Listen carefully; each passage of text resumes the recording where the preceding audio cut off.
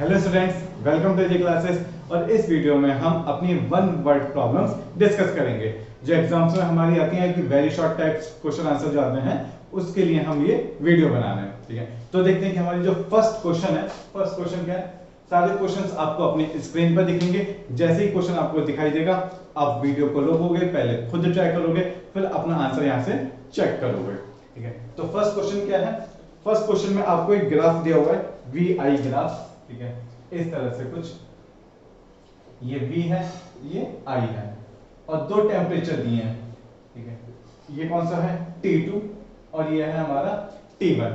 तो क्या कहा है क्वेश्चन में, the voltage current graph of a metallic conductor at two different temperature is shown in figure. मतलब कोई मेटालिक कंडक्टर है, वो दो टेम्परेचर पर जब भी वर्क कर रहा होगा तो उसका ग्राफ बनाए कि T1 पर ऐसा स्लोप दे रहा है, ऐसा ग्राफ दे रहा है, और T2 टेम्परेचर पर ऐसा ग्राफ दे रहा है। तो पूछा है at which temperature is the resistance higher, किस टेम्परेचर पर रेजिस्टेंस ज्यादा होगा। तो किस टेम्परेचर पर रेजिस्टेंस ज्यादा होगा, जो टेम्परेचर ज्यादा होगा उस पर रेजिस्टेंस ज्यादा होगा। तो T2 हमें पता है यहाँ पर क्या है, T2 is greater than T1, तो R2 is greater than R1। तो किस टेम्परेचर पर, T2 टेम्परेचर पर रेजिस्टेंस हमारा ज्यादा होगा। ठीक है ना, क्यों, क्योंकि देखो ना T2 टेम्परेचर, आप कोई सा भी पॉइंट ले लो, T2 टेम्परेचर पर स्लोप ज्यादा होगा, और अगर स्लोप ज्यादा है तो मतलब उसकी वैल्यू ज्यादा है। ठीक है, second question, why is the resistance, second question है हमारा, why is the resistance less when resistors are joined in parallel। अगर आप रेजिस्टर को पैरेलल में कनेक्ट करते हो, जितने भी रेजिस्टेंस है उनको पैरेलल में कनेक्ट करते हो, तो उनका रेजिस्टेंस जो इक्विवेलेंट रेजिस्टेंस आता है वो कम होता है। ऐसा क्यों, देखो एक वायर ये था, मैंने ये कनेक्ट किया, फिर दूसरा वायर मैंने ऐसे ही, रजिस्टर है ना ये पैरेलल में कनेक्टेड है तो पैरेलल में कनेक्ट कर रहा हूं। इस तरह से मैंने सबको कनेक्ट कर दिया, ये सबके स्टार्टिंग पॉइंट थे और ये सबके एंड पॉइंट थे, इनको कनेक्ट कर दिया। अब पूछेंगे जब मैंने पैरेलल में कनेक्ट कर दिया तो जब इसका इक्विवेलेंट रेजिस्टेंस है वो इनके अलग अलग रेजिस्टेंस से कम क्यों है। ठीक है, तो कम क्यों होता है, आप जब इन्हें इस तरह से पैरेलल कनेक्शन करते हो तो इनका क्रॉस सेक्शन एरिया चेंज हो जाता है। देखो ना, जैसे पहले एक वायर था ये, तो इसका कुछ रेजिस्टेंस था, अब इसके साथ 2 3 4 वायर बना दोगे, ठीक है इस तरह से, तो ये क्या होंगे, आपने दूसरा वायर कनेक्ट कर दिया, ये हो गया, फिर तीसरा वायर कनेक्ट किया तो ये हो गया। तो क्या फर्क हुआ, इसका जो एरिया था, एरिया बढ़ता जा रहा है। कौन सा area, cross section area. Length same है, लेंथ चेंज नहीं हुई, क्रॉस सेक्शन एरिया बढ़ता जा रहा है। अब जब क्रॉस सेक्शन एरिया बढ़ेगा, ठीक है, क्रॉस सॉरी आर नहीं ए, क्रॉस सेक्शन एरिया बढ़ेगा तो रेजिस्टेंस और एरिया में कैसा रिलेशन होता है, R directly proportional to L upon A, ये होता है। लेंथ तो है यहाँ पर सेम, तो लेंथ की हम बात नहीं करेंगे, तो क्या हो गया, R is directly proportional to 1 upon A. तो जब एरिया बढ़ेगा तो रेजिस्टेंस कम होगा। ठीक है, तो इसका आंसर क्या होगा, आंसर होगा कि जब भी हम वायर्स को पैरेलली कनेक्ट करेंगे तो उसका क्रॉस सेक्शन एरिया इंक्रीज हो जाएगा, और क्रॉस सेक्शन एरिया इंक्रीज होगा तो इस रिलेशन से उनका जो नेट रेजिस्टेंस होगा या इक्विवेलेंट रेजिस्टेंस होगा वो डिक्रीज हो जाएगा। ओके, फिर देखते हैं थर्ड क्वेश्चन,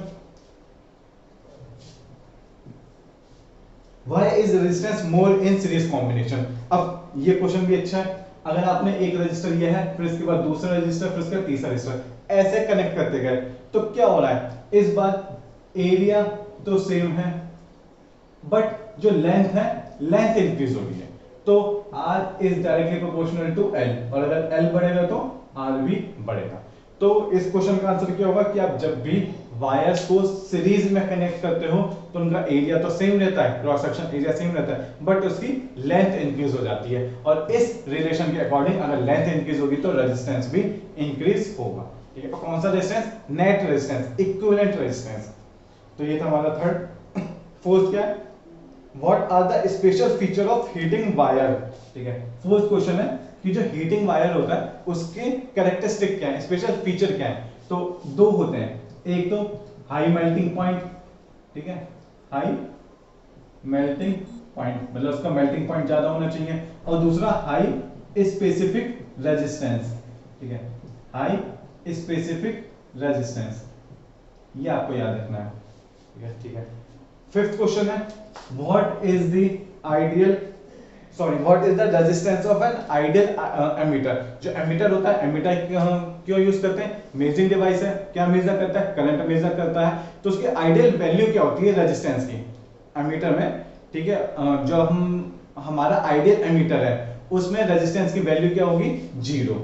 और ये प्रैक्टिकली पॉसिबल नहीं होती है, बट हम उसको बहुत कम कर देते हैं, मिनिमम कर सकते हैं, ठीक है, जितना कम से कम हो, बट 0 नहीं कर पाते। लेकिन यहाँ पर आइडियल एमीटर की बात की है, तो आइडियल एमीटर के लिए हम कहते हैं कि रेजिस्टेंस कितना होता है, 0, ठीक है। फिर है 6th question, what is the resistance of an ideal voltmeter, infinite, ठीक है, ये आपको याद रखना है, ठीक है। आइडियल वोल्टमीटर के लिए रेजिस्टेंस इनफाइनाइट और आइडियल एमीटर के लिए रेजिस्टेंस कितना, 0, ठीक है। अब वो अगर, अब ऐसा क्यों, ये रीजन, इसके रीजंस हम अभी डिस्कस नहीं कर रहे, बाद में कर लेंगे। क्योंकि अगर इनकी वैल्यू हम 0 से बढ़ा दें तो एमीटर क्या है, गलत रीडिंग देने लगता है। सेम वोल्ट मीटर में अगर रेजिस्टेंस कम होता है तो वोल्ट मीटर भी गलत रीडिंग देने लगता है। अगर हम चाहते हैं कि ये एग्जैक्ट रीडिंग दें तो एमीटर के केस में क्या करना चाहिए, रेजिस्टेंस कम से कम हो, और अगर आइडियल की बात कर दी तो रेजिस्टेंस तो 0। ऐसे ही वोल्ट मीटर के केस में अगर हमें अच्छा वोल्ट मीटर बनाना है तो जो रेजिस्टेंस होगा वो क्या होना चाहिए, हाई होना चाहिए, और अगर आइडियल वोल्ट मीटर की बात कर दी तो रेजिस्टेंस इनफाइनाइट, ठीक है। 7th question, which one has more resistance, 100 watt bulb और 60 watt bulb with both operating at कितना, 220 वोल्ट, ठीक है। दो बल्ब है हमारे पास, ठीक है, यहां लिखते हैं, एक तो है 60 वाट बल्ब और एक है 100 वाट बल्ब। अगर इन दोनों को हम 220 वोल्ट पर ऑपरेट करते हैं तो किस बल्ब का रेजिस्टेंस ज्यादा होगा। तो यहाँ पर कंफ्यूजन क्या होता है कि अच्छा ये ज्यादा पावर का है तो इसका रेजिस्टेंस ज्यादा होगा, लेकिन यहाँ पर इस बात पे ध्यान देना, दोनों को वो 220 वोल्ट पर ऑपरेट कर रहा है, तो हमारे फार्मूला होता है P = V²/R, ठीक है। तो यहाँ पे क्या है, P is directly proportional to 1/R या R is directly proportional to 1/P। जिसकी पावर ज्यादा उसका रेजिस्टेंस कम, ठीक है।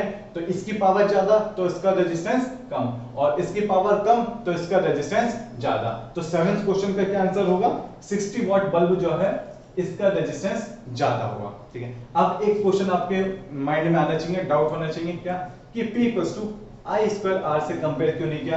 यहां से क्या आता, P is directly proportional to R आता। तो यहाँ पर क्वेश्चन में क्या दिया है, क्वेश्चन में देखो 220 वोल्ट दिया है, करंट नहीं दिया कि वो सेम करंट पर ऑपरेट कर रहा है। अगर सेम करंट पर ऑपरेट करता तो आंसर इसका 100 वाट होता, ठीक है। तो ये क्वेश्चन था, इसे अभी हम साफ करते हैं और आगे भी क्वेश्चन डिस्कस करते हैं।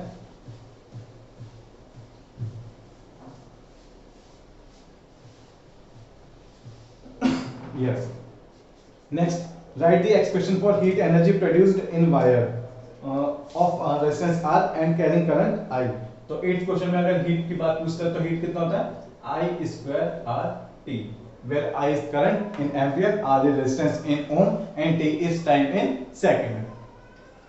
next, name the physical quantity whose unit is joule per coulomb, ठीक है, जूल पर कूलम्ब। जूल किसकी यूनिट होती है, वर्क की, कूलम्ब किसकी यूनिट होती है, चार्ज की। मतलब ये क्या लिखा है हमारे पास, W/Q, वर्क अपॉन चार्ज, ये यूनिट लिखिए, और V/Q क्या होता है हमारा, V, पोटेंशियल, ठीक है। तो क्या पूछा है, name the physical quantity whose unit is joule per second, तो इसका आंसर क्या होगा, इलेक्ट्रिक पोटेंशियल। नेक्स्ट क्वेश्चन है, what is the resistance of an air gap. देखो क्या पूछा है, बहुत अच्छा क्वेश्चन है ये। अगर कहीं जैसे ये वायर था और ये अगर बीच में से ब्रेक हो जाए तो इसके बीच में यहाँ पर क्या आ जाएगा, एयर फिल हो जाएगी, और पूछा ये जो एयर गैप होगा इसका रेजिस्टेंस कितना होगा। तो याद रखो, अगर एयर आ गई तो करंट इस पॉइंट से इस पॉइंट तक आ नहीं पाएगा, क्यों, क्योंकि बीच में वायर ब्रेक है। तो इस केस में रेजिस्टेंस कितना हो गया, रेजिस्टेंस हो गया इनफाइनाइट, ठीक है। समझ गया ना कि दो प्लेट हैं, अब उनके बीच में करंट क्रॉस तो हो नहीं पाएगा क्योंकि बीच में एयर आ गई, वायर ब्रेक हो गया। तो जब भी वायर ब्रेक हो जाएगा तो उसके बीच में अगर एयर गैप आ जाएगा तो हम कहेंगे कि उसका रेजिस्टेंस कितना हो गया, इनफाइनाइट हो गया, ठीक है। तो ये था हमारा 10th क्वेश्चन। इसके बाद 11th, what is the commercial unit of electrical energy, kilowatt hour, ये हमने देखा था। 1 किलोवाट आवर इक्वल्स टू कितना होता है, 1 unit. 11th, 12th, what happens to the resistance if a wire if it is made thinner, अगर हम उसको मतलब क्या कहते हैं थिन कर दें, उसका क्रॉस सेक्शन एरिया कम कर दें, तो क्या होगा, R is directly proportional to 1/a। Thin करने का क्या मतलब है, उसे पतला करते जा रहे हैं तो एरिया कम होते जा रहा है, तो उसका रेजिस्टेंस इंक्रीज होता जाएगा। ठीक है, तो इसका आंसर क्या होगा, रेजिस्टेंस विल इंक्रीज। फिर 12th के बाद है 13th क्वेश्चन। 13th क्वेश्चन क्या है, in series combination which remains constant current और वोल्टेज। अगर सीरीज कॉम्बिनेशन है तो क्या कांस्टेंट रहता है, करंट या वोल्टेज। हमें पता है करंट कांस्टेंट रहता है, और अगर पैरेलल होगा तो पैरेलल में वोल्टेज। ठीक है, फिर नेक्स्ट है which substance is used for making resistance coil of electric heater. Electric heater जो होता है वो उसमें जो हम वायर यूज करते हैं ना, वो स्पाइरल की फॉर्म में होता है, वो कौन सा होता है, नाइक्रोम। और क्यों यूज करते हैं, क्योंकि उसकी रेजिस्टिविटी हाई होती है, रेजिस्टेंस नहीं रेजिस्टिविटी। ठीक है, रेजिस्टिविटी क्या होती है, हाई होती है, इसलिए हम नाइक्रोम के वायर यूज करते हैं। ठीक है, जो हमारे हीटर होते हैं ना, हीटर में जो हम एकदम गोल गोल गोल गोल जो वायर यूज करते होते हैं स्पाइरल के फॉर्म में, जो हेलिकल स्प्रिंग की तरह होता है, वो वायर किसका बना होता है, नाइक्रोम का बना होता है। क्यों बनाते हैं, क्योंकि नाइक्रोम की रेजिस्टिविटी ज्यादा होती है। ठीक है, 15th question, which physical quantity remains constant when resistance are connected in parallel। बात कर चुके हैं हम, कौन से क्या पूछा इसमें, which, हाँ तो हो जाएगा इसका पोटेंशियल डिफरेंस। ठीक है, अगर हम वायर्स को पैरेलल में कनेक्ट करते हैं, हमने देखा था ना, अगर सीरीज में कनेक्ट करेंगे तो करंट सेम रहेगा, पैरेलल में कनेक्ट करेंगे तो पोटेंशियल डिफरेंस। नेक्स्ट 15 के बाद 15 हो गया, फिर है 16। How is the ammeter connected in the circuit. Ammeter को हम सर्किट में कैसे कनेक्ट करते हैं, सीरीज में।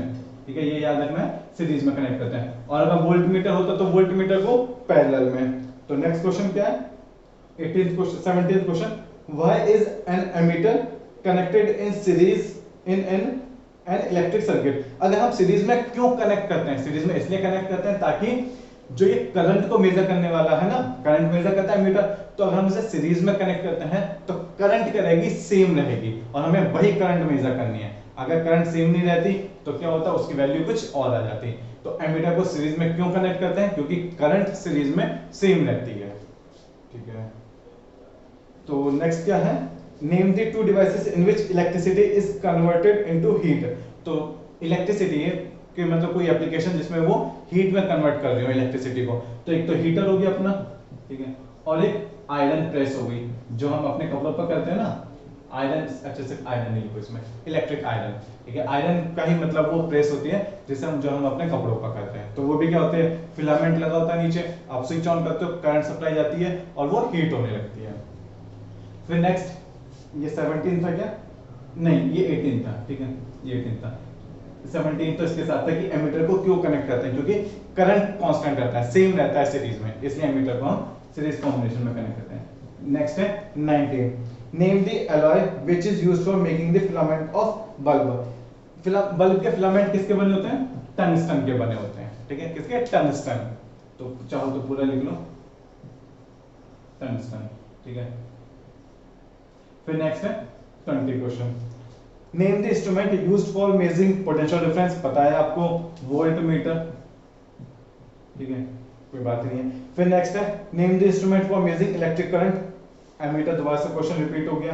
ठीक है, तो ये तो थे हमारे कुछ बेसिक क्वेश्चन जो वन वर्ड थे, और अभी ये कंप्लीट नहीं हुए हैं, ये अभी और भी हैं। ठीक है, हम और भी क्वेश्चन अभी डिस्कस करेंगे, और इसके बाद हम कोशिश करते हैं कुछ न्यूमेरिकल